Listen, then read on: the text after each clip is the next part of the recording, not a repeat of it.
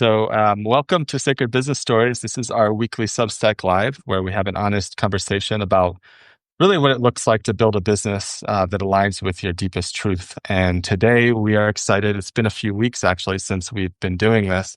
And today we're joined by Jeffrey Davis. There's probably a lot we could say about him, but to keep it succinct, it seems he's spent the last 25 years of his life teaching teams and leaders how to harness wonder and curiosity to kind of unlock breakthrough ideas. And so, yeah, there's more we could say, but I think it'll be more impactful if we allow him to kind of share those details as we get into his journey. So welcome, Jeffrey. We'll take a couple minutes to let people join, but it's really our pleasure to have you. Thank you so much for having me, both of you. I'm excited to have this conversation and see what unfolds. Yes, I'm excited for this conversation too. And I always like to remind the why we do Sacred Business Stories. And it's really to tap into the realm of possibilities, just to bring inspiration and help people to see that there are a lot of people doing cool things out there. So if it's possible for one, it's possible for everybody, right? And we all have our own versions of sacred business. And for us, sacred business is really that business that brings all of who you are forward. So it's a combination. It's like an organic process. It's a combination of your challenges and your victories and your certifications and your life experiences that you were able to kind of bring all of that forward and create a business that supports the lifestyle that is important to you. So, and that's why we're here. It's basically for inspiration and fun. And I just want to say that I love the word wonder and curiosity. So I'm curious to get to know you more. Great. Me too. Yeah. I so appreciate the way you frame these conversations, right? So I hope your audience gains some inspiration as well as some nuggets, and that they see what's possible for them, because every journey is unique, and it's all about, in part, staying in integrity with what your path is. Particularly when you're looking at other people's paths, you can think, "Oh, I need to be like them," or "I need to do what they did." Yeah, Absolutely, yeah. Yeah. So with that, Jeffrey, I think we just would love to kind of open the floor to you. And it's very open-ended, but we'd love to just kind of hear more about your journey of how you've arrived where you are today, how you serve people, and to the extent that you're willing to kind of take us behind the scenes and how you found your way here and found your way to your calling. sure. Okay. Maybe I should start just by talking a little bit about what Tracking Wonder is in its current incarnation. So I run a boutique consultancy and learning community called Tracking Wonder. In short, our mission is to equip mission-centered change makers to leverage their best ideas for a better world. So we're always looking for people who are wanting to contribute to the greater good and integrity. That includes individuals as well as teams. And my team and I think of these people as our business heroes. It's sort of a story model. They're our business heroes. They're people coming to us with some yearning to change in some ways.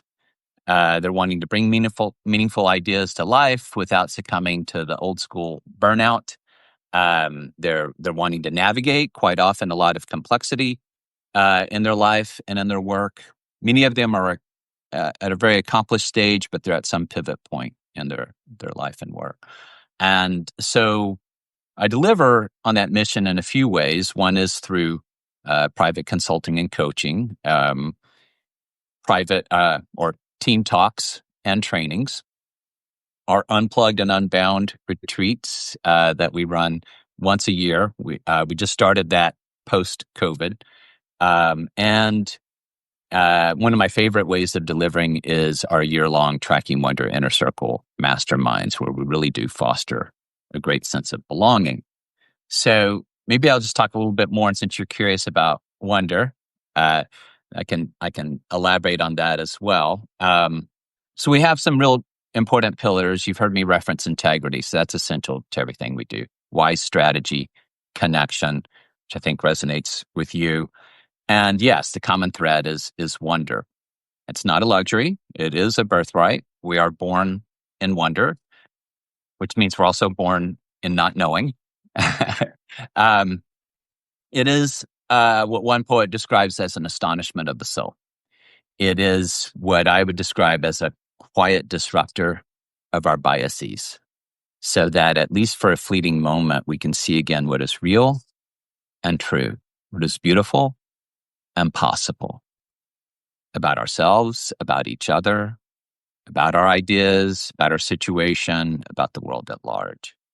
And experiencing and tracking wonder really does ground us, but it helps us stay open to possibility, to use your word, especially when facing uncertainty or resistance or fear.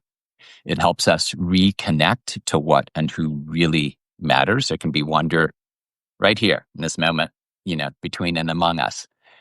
So I have found in my journey that when people track wonder, when they recall moments of wonder, share moments of wonder, and actively track moments of wonder, and they actually integrate it into how they work and lead, it really changes everything. I can get into the journey, but I want to give you a moment just to respond, so it's not a monologue.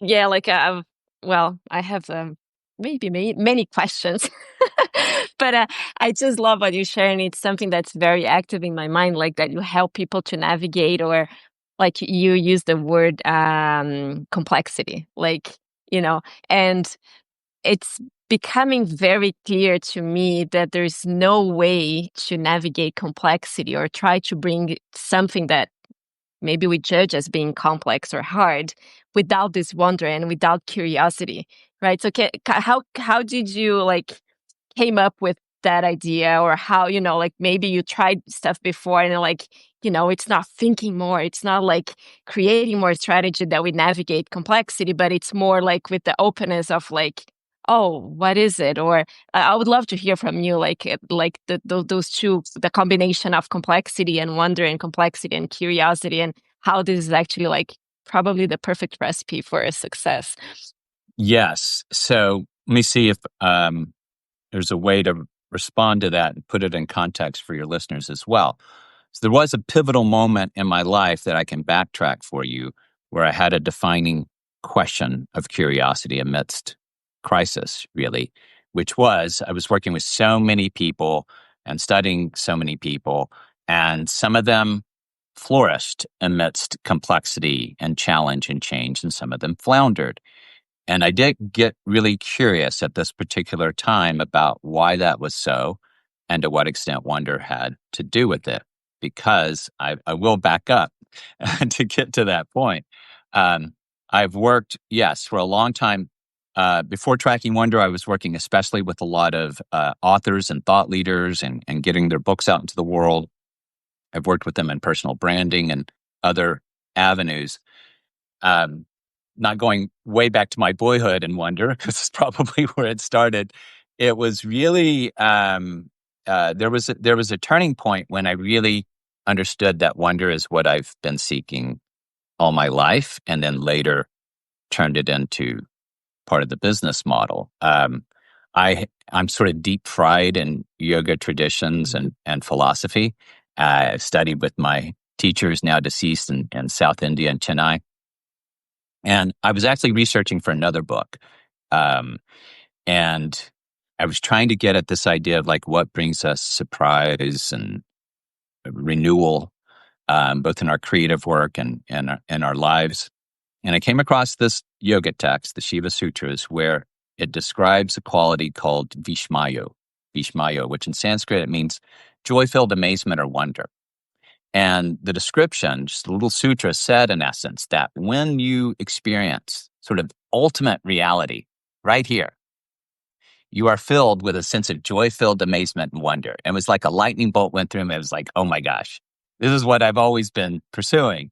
So could I pivot a lot and start researching that? So that was my typical mode. So for a few years, I was doing some deep dive researching, and I was testing out a few workshops at the time as well to see if what I was experiencing might land with other people. Could I actually facilitate wonder? And it turns out I could. So let me get to the pivotal moment that also might inform your audience and you. My wife and I We got married. We had this beautiful dream house, farmhouse in the Hudson Valley. We're like foundation, stability, boom. Let's grow some wonderlings someday here. And so we had some personal mishaps. In a matter of weeks, I contracted Lyme disease for the first time, and like what would end up being 4 times. And just a few weeks after that, we had a devastating house fire caused by lightning. 1 July, and everything you see behind me was like a wall of char, and lost 300 volumes of books, destroyed 20 years of my work. In that moment, not right at that moment, but once we got resettled in a different house and so forth, that's when I got curious. I was like, okay, I've been tracking wonder under certain conditions. Now, that's when I got curious, like, why do some of the people I work with and know and study flourish amidst this kind of crisis and challenge and complexity? And why do some flounder? And what does wonder have to do with it? So, is this answering your question, by the way? Yes. Okay. So that's when I did what I do. I do have a tendency to have a little witnessing action amidst challenge and crisis and get curious. I can get down. I wanted to cry. I wanted to say, what the heck is going on in my world? I did all that, but I also later got the wherewithal and witnessing to get curious. So I devoted my applied research to the science of human flourishing, creativity and innovation, and mindfulness. I studied at that time, research and worked with. I wanted to study at least 500 fulfilled innovators. I've since worked with like thousands. But my conclusion was wonder's at the heart of everything, that beyond grit, 10,000 hours of deliberate practice, DNA, or wealth, that those people who actively sustain or reclaim a sense of wonder have a singular advantage to advancing complex work. So Tracking Wonder's been our laboratory of sorts of applied research. So I hope that's like getting at it, because so what does wonder do for complexity? It helps us receive complexity and find a way through it. I've tracked and identified a whole language of possibility to complement our very pervasive language of pathology with 6 facets of wonder. And one of those facets is bewilderment. Bewilderment is the disorienting deep woods facet of wonder. When we're confused and we're dealing with complexity, we don't know the way through. And experiences of wonder allow us, sort of like Alice in Wonderland or Dorothy in Oz, it allows us to navigate uncertainty and complexity and do what one masterminder recently said. She's like, I've got dynamic bewilderment now instead of this unhealthy uncertainty. By fertilizing the confusion instead of pathologizing the confusion, getting creative through the complexity, learning by doing. Those are in parts the way that wonder, tracking wonder, and curiosity help us navigate complexity and uncertainty. I hope that's getting at it for you. Yeah, no, totally. And I feel that there's like so much wisdom in everything that you're sharing. And when I think about like the people that read our stuff and they're trying to create their sacred business, like we often say that's like, well, the sacred business is unique to each person.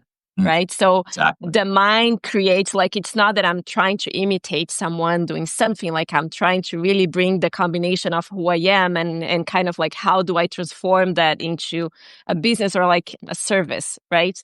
And then the mind goes crazy because it doesn't have a lot of reference.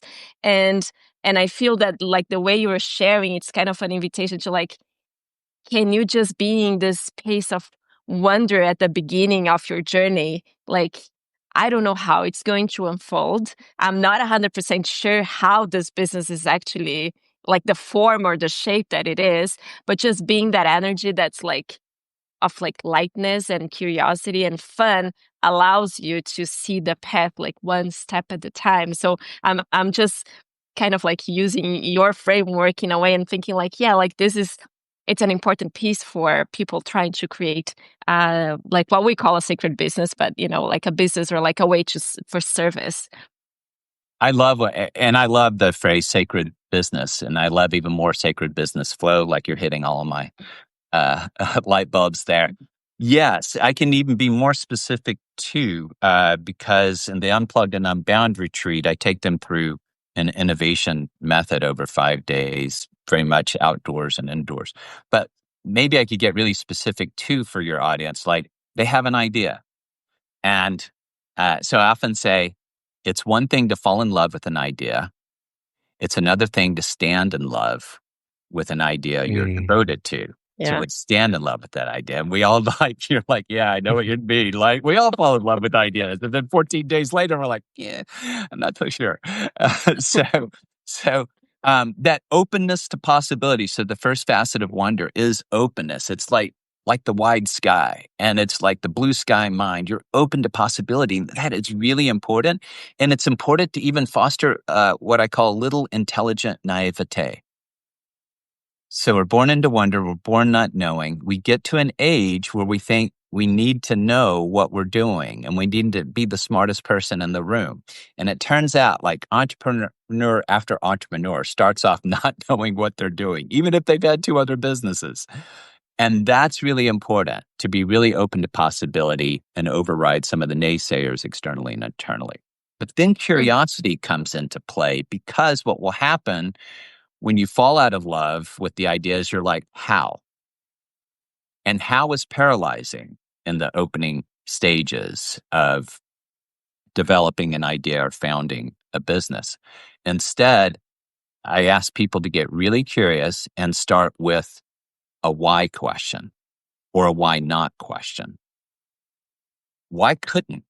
Like, this was my question 15 plus years ago. Why couldn't people experience more wonder in the boardroom, in the bedroom, in their schools, in their entrepreneurial work, in the workplace? Why couldn't, like, I started off really big and visionary and like, let's go with this. I then narrowed it down more specifically, but then I started honing in, and this is important maybe for your audience, honing in on the people I was working with.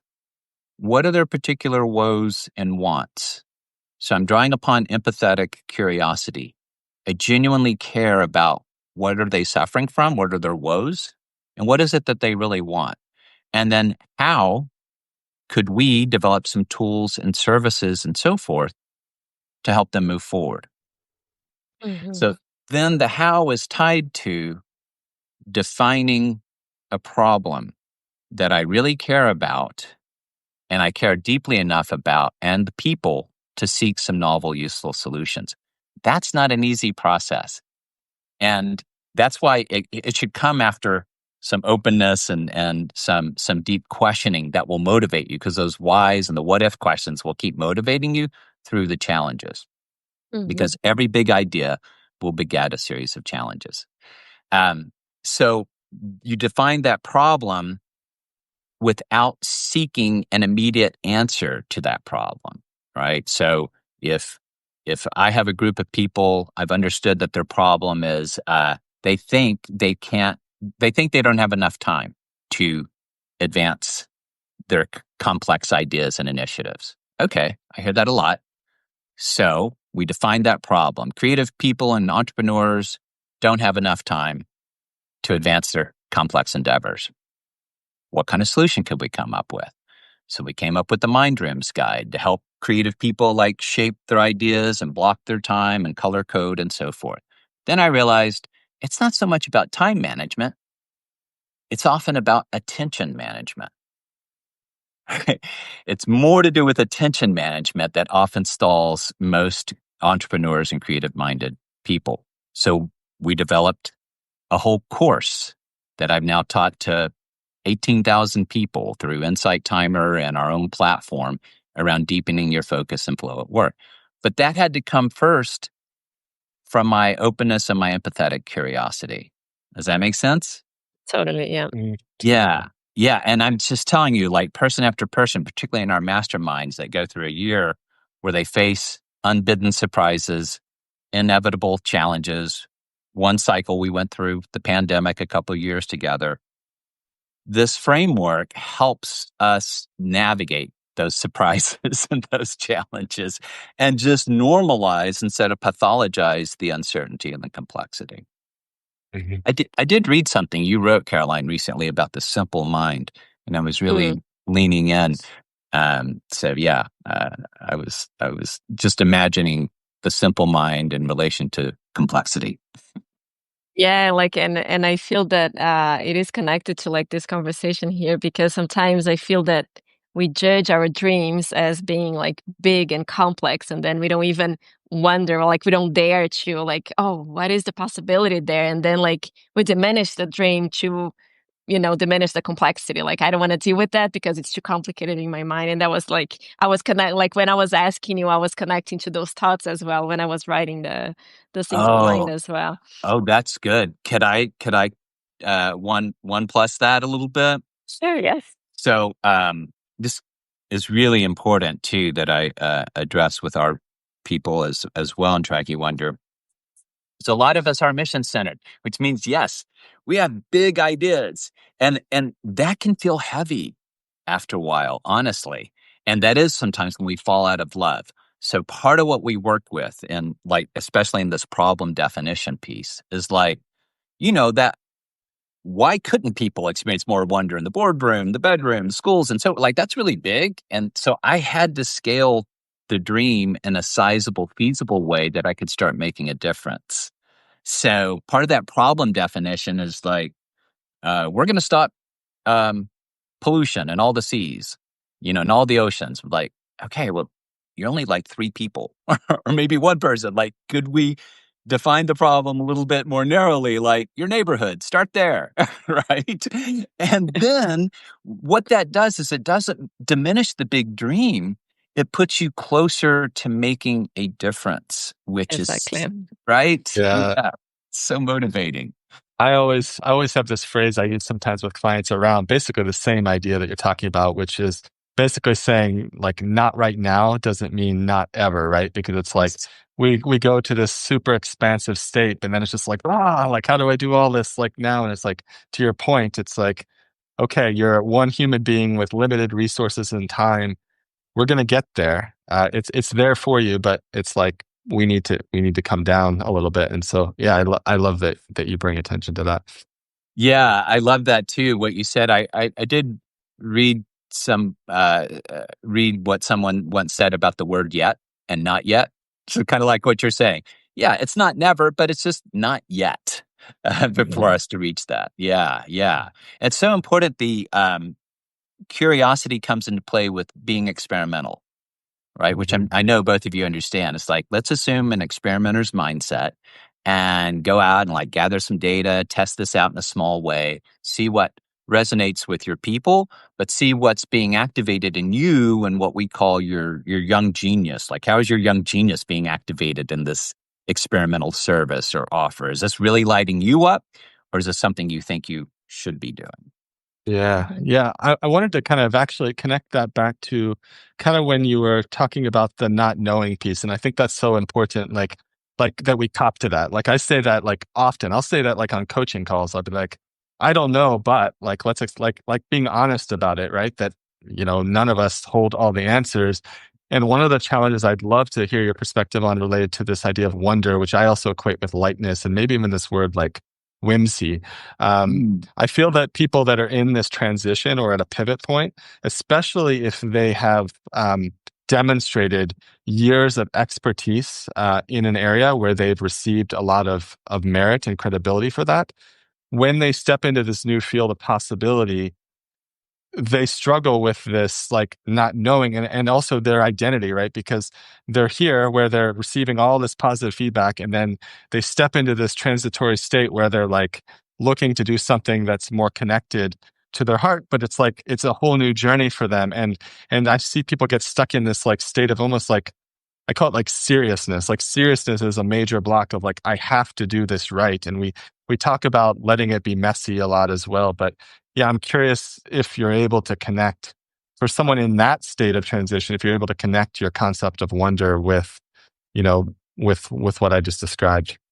Yeah, that is so spot on. So, I've written about it in articles related to a version of imposter syndromes. This is like the accomplished professionals syndrome, where I've worked with a lot of people, worked with myself too, where, very accomplished in their field or their profession, but now they want to write their first book, for instance. And it's like, oh my gosh, I know nothing about writing a book. That feels profoundly vulnerable. Or I've been going along this path in consulting, and now I want to branch out in this whole different yet complementary field. I don't know what I'm doing. So yes, what comes up, as you can imagine, and you probably experience with your people, is profound vulnerability. They don't want to feel ignorant or not knowing. So this is where some of the tracking wonder facets come into play. How can you maintain a sense of openness and especially curiosity? So what skills are you excited to learn and hone? Like, let's get curious about that. What kind of people are you curious about either working with, learning from, or engaging and ultimately elevating? Well, so let's get curious about them and not put them in the abstract. That's essential. Bewilderment comes into play always when working with people in the accomplished professional syndrome, because they're in a new territory. They're in a new world. So we find ways to fertilize the confusion, in part by helping them. Sometimes we do this bewilderment Venn diagram of overlapping circles, which is like a sacred symbol in many ways. And so we'll imagine like the roles and behaviors you're letting go of over here in this circle. What are the roles and behaviors and people you're envisioning forward here in the future? And what are the practices in the present that we can do to get you from here to here, particularly when over here in the future, it's uncertain.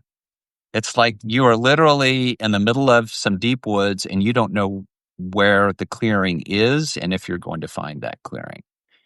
So yeah, that's a really, really important piece. Not to go from a state of knowing and expertise to I need to enter here knowing it all. So I've worked with people. I usually can tell on our first pre-call, like we're trying to suss out whether or not we'd be right to work together. If somebody in that stage, and it's happened, in the past year or so, somebody comes to me in that stage and they want something new and big, like, I want to build community. And I can tell by asking them questions, they think they already know everything about doing that. And they're not coachable. There's no openness. There's no curiosity. Then I know that we're not going to be a good fit, a really great fit. What about you? Like, how do you suss that out when you're kind of... Yeah, like I feel that the way you describe it, and I love like the way you said it, like, oh, being curious about like what are the new skills that I need to learn, what are the new people that it's gonna come with me or that I need to let go because it's not gonna, they're not walking this path anymore.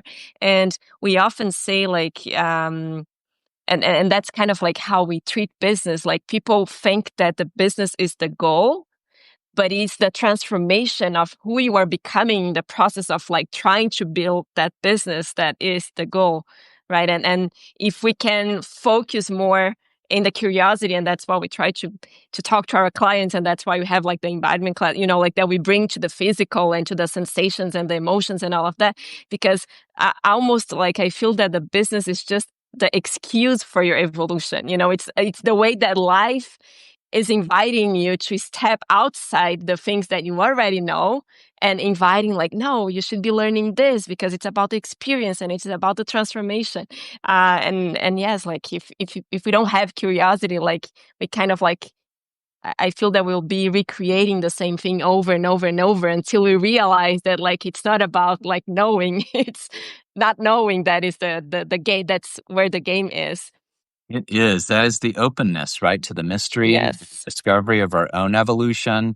I talk a lot about like your business is evolving or you've outgrown your business model. I mean, you Yeah. just personally, psychologically, emotionally, spiritually, you've outgrown this business. So yes, I so appreciate that. You hit on something that came up recently in our Inner Circle Mastermind. So we start off the cycle like mapping out what we have is this vision canvas, big poster they have on their walls and so forth. And we work with that. And every quarter or season, every 3 months, we opt in for a vision recalibration session. Kind of like, okay, let's do some reflection. Where was your young genius activated and so forth?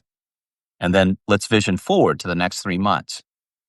So because by virtue of the questions I ask, someone who's been in a number of my masterminds and events, she's like, I realize she said exactly what you're saying. And it just like was reframed in the past week for me.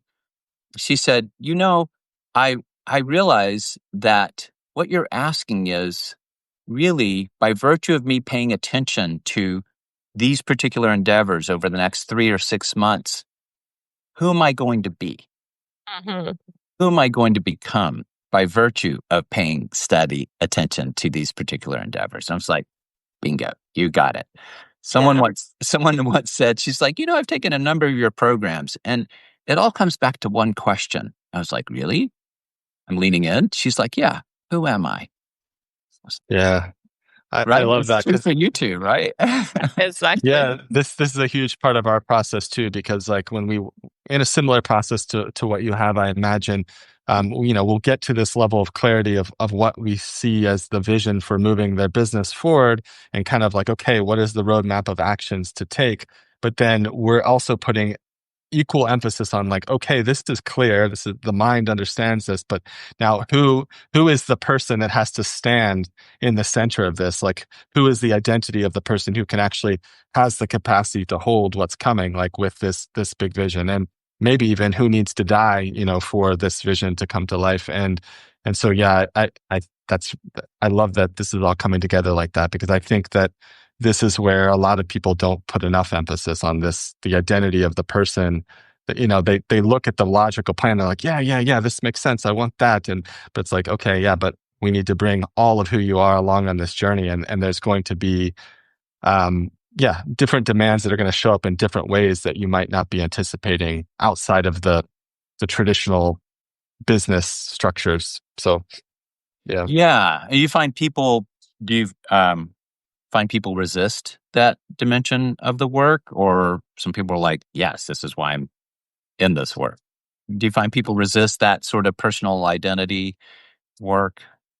I feel that like when people get to us, they are probably like they're reading our things, so Right. they resonate with the message and they are understanding that business is just not this, my life is here and then business here. So they have like an understanding of what it is. But when the transformation begins, I see that often people fall back into the like, yeah, like I want the transformation, but I want to remain who I was, like I, and then they bring like the old ways of being, and then that's the whole work. That's like, yeah, like you can build the business of your dreams with the same mindset from before, and then when you get there, you're gonna just realize that it's not fulfilling. Just as the one you had before, because the transformation is what, your perspective, your relationship with life is actually what's going to change and shift. Sometimes you don't even need to change your business. You just need to change the relationship with the business, to be Yes. in this state of like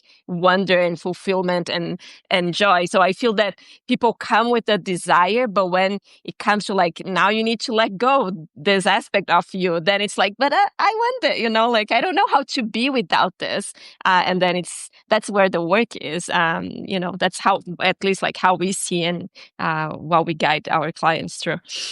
Yeah, that's so true. I love that. What you said, of course, yes. People who are coming to Sacred Business Flow have already probably had some filters, unless there were referrals and they're dropping into the middle of Sacred Business Flow. Same, Mhm. same with us, and same with me at Tracking Wonder. Yeah, Mostly, yeah, we mostly, yes. mostly, yeah.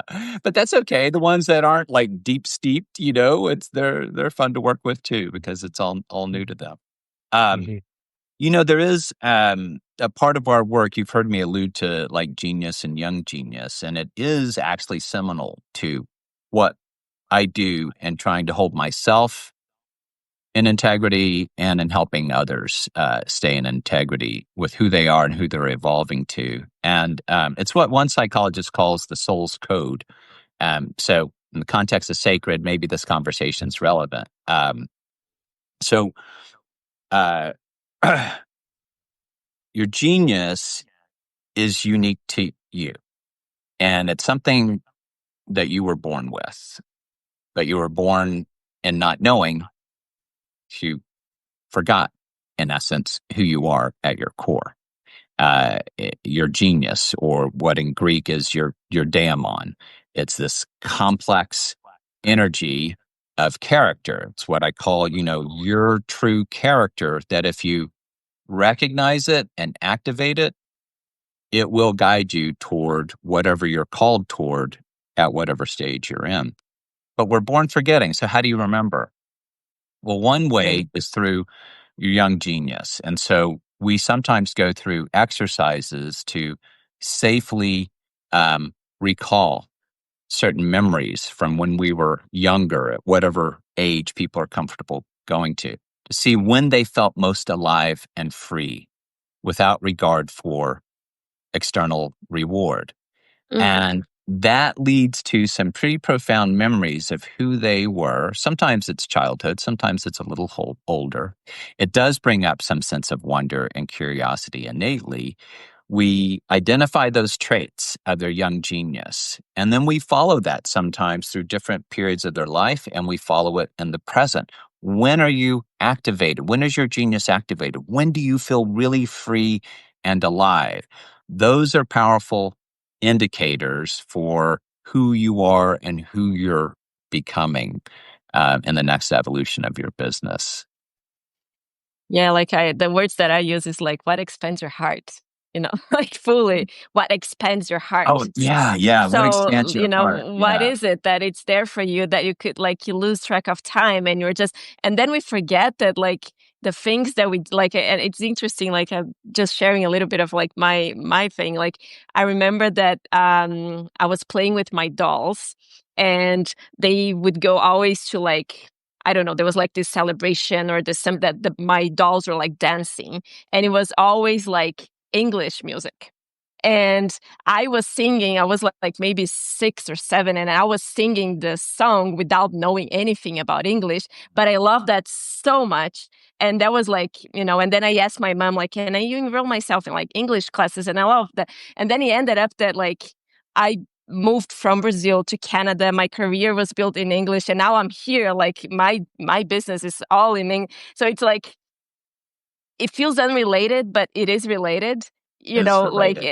Me singing words that doesn't make any sense in my own language. There was something there for me, and I would love for people to just go back to that time more and what was I doing that I could just lose the track of time, and I was playing with my dolls and I was teaching and I was playing with this, and there's clues that life will start giving you that will take shape eventually into something that fulfills your heart and can become something greater than what you think it is. But it's like breadcrumbs, right? That feels that doesn't make sense, but it makes sense. I love that. Thank you for sharing that story. I would love for you to actually really remember her and witness her. And when you witness her with appreciation, if not admiration, what are maybe 3 words you would use to describe her at her most alive and free? Well, absolutely, curiosity, joy, and fun. And I remember being curious about what is this song talking about? Because I was just blah blah blahing, and I'm and then just the joy of being there and singing and thinking that I knew what I was saying, and it was just, but the fun, curiosity, and joy, for sure. Okay, I love that. So curiosity, joy, and fun. So imagine waking up in the morning and you take 5 minutes to remember her. And maybe that memory comes up or another one does. So you remember her. Then because you've forgotten her, right? You were born and did not know. So you've remembered her, and now you recognize her and you write down those 3 traits. And maybe something new will come up tomorrow morning. And then you say, okay, this is what I think is in my day's flow for the day. How can I bring forward my curiosity, my joy, or my sense of fun and something that I'm doing today? It doesn't have to be 100%, but maybe 20% today. And can I just keep activating and reclaiming my young genius qualities today? That's an I love that. Yeah, I love that exercise. Yeah. And you're setting your day to that vibration, right? Like you're intentionally beginning your day like, this is what I'm going to follow, instead of just the craziness of the mind. Yeah. I love that. Thanks for sharing. Yeah. It's just another way to say, okay, this is who I'm bringing to the day today. This is who I'm bringing to work today. Yeah. Well, wow, Jeffrey, I feel like there's a whole laundry list of other topics and conversations that I think would be really fun to explore, but I know we've kind of reached our time here. But before we wrap up, I really like to make sure that we have time to kind of let listeners that have been tuning in, whether it's live or catching the replay later, to just learn how they can explore your work more closely. So I know you're here on Substack, so that makes things quite easy since we're doing this live on Substack. But for anyone that has heard something that kind of sparked something in them that they might want to kind of follow along what you're doing a little bit more, what advice might you give them, or what might you point them towards? Yeah, sure. Well, what advice I would give them is to remember, recognize, and activate your young genius. And know that uncertainty is par for the course when you're living life and doing work at a sacred level. And there is a way forward. Don't go it alone. Right? Find some allies on the journey, really important, and experiment along the way. Yes, you can find me at the Wonder Hub on Substack. And there's also a page we've created for your listeners. If they go to trackingwonder.com/podcast guest, they can download the first chapter of my book, Tracking Wonder, where they'll hear a lot about Beautiful. Oh, the nice. fire that lit this up. They can take our Wonder at Work assessment, so they can get some like quick ways to experiment depending on what their assessment results are. I think that's probably a good place to start. And they can reach me even at my email, jeffrey@trackingwonder.com. Wonderful. Yes. Well, thank you so much for this conversation. It was really an honor to have you, and really grateful to have this conversation with you, learn from you personally, and also just to share your gifts and talents with our audience. So yeah, really appreciate having you here with us today.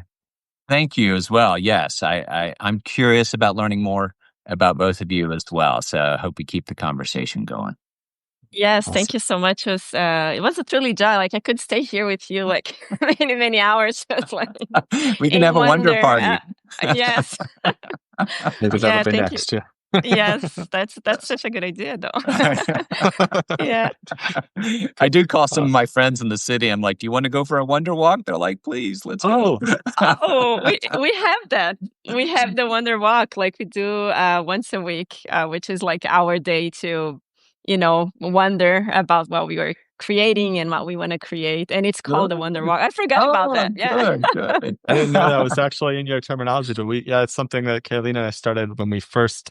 When we first started this business. It was, for part of us, I know we have to wrap here, but like Fridays in general are kind of like our wonder, kind of like open inspiration, like if we've gotten everything done in the rest of our week. And that's one of our practices is the Wonder Walk. We go out and it's just like, let it run. And so that's awesome. It's cool. It is. It's a key part of our work. Yeah. Love it. Cool. Love that. Awesome. Well, yeah, thank you again. And thank you. Yeah, let's keep the conversation going. And also we will share this recap with you after. We do kind of a write-up afterwards. So we'll share that with you. If you find it useful, we'd love it if you could share it with your audience. But absolutely, it's not a requirement. So we will. But yeah, thank you so much, Jeffrey. And we look forward to continuing the conversation. Absolutely. Be well, you both. Take care. Thank you. Take care. Bye. Bye. Bye.